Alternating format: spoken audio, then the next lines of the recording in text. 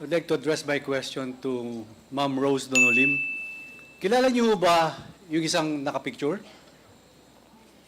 Ang isa po na sa picture ay asawa ko po. So yan po si Alan Lim. No po, yan po ay si Lin Wishong. Meron din pangalan na Wen Li Chen at saka Lin Wei Chong. Yan Ang po. pangalan niya po ay Lin Wishong. Kaya nga, Lin Wei Chong, meron din siyang pangalan. Alan Lim, also known as Jeffrey Lim, also known as Lin Wei Chong. Hindi ho yan ang husband nyo, ma'am? Lin Wishong po ang pangalan ng husband ko, Your Honor. Pero yan po yung husband nyo. Yes po, siya po yung isa sa picture. Asan po siya ngayon? And nasa out of the country po siya ngayon. Kailan pa po siya uwi sa inyo, sa bahay nyo? Ay hindi ko pa po alam kung kailan. Bakit nasa abroad po ba siya, ma'am? Yes po, nasa abroad po siya ngayon. Anong citizenship niya? Pilipino siya o Chinese? Hindi po siya Pilipino, Hong Kong citizen po siya. So, nasa Hong Kong po siya ngayon. Yes, Your Honor. Kailan po kayo huling nakita ng husband nyo? Nagkita po kami last November 1. Nung All Saints Day. Yes po. Dito po sa Pilipinas. Hindi po. Saan po? Sa Hong Kong po. May All Saints Day po sa Hong Kong? Wala po. Pero holiday po yun ng mga bata. Okay. So kasi po, naitanong ko kasi, pag napunta na po tayo dito, marami pa po akong katanungan sa inyo, ma'am.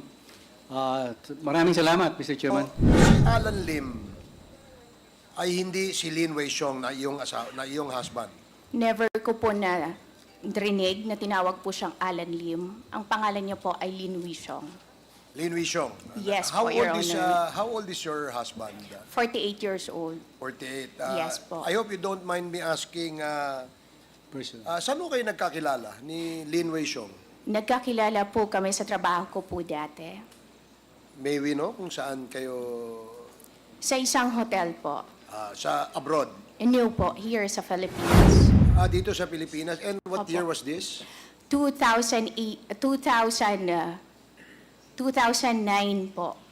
Early of 2009. So si Lin Wei Xiong ay pumunta ng Pilipinas, he's a Hong Kong national, correct? Yes po. Siya ay napunta ng Pilipinas ng mga ganong time, 2009? Nakilala ko lang po siya nung time na po yon. But would you know kung nandito siya between year 2001 to 2007, ganyan? Ang alam ko po, 2005 nandito na po siya sa Pilipinas. 2005, nandito Yes siya sa po. Pilipinas. And anong ginagawa niya rito sa Pilipinas? Anong kanyang negosyo?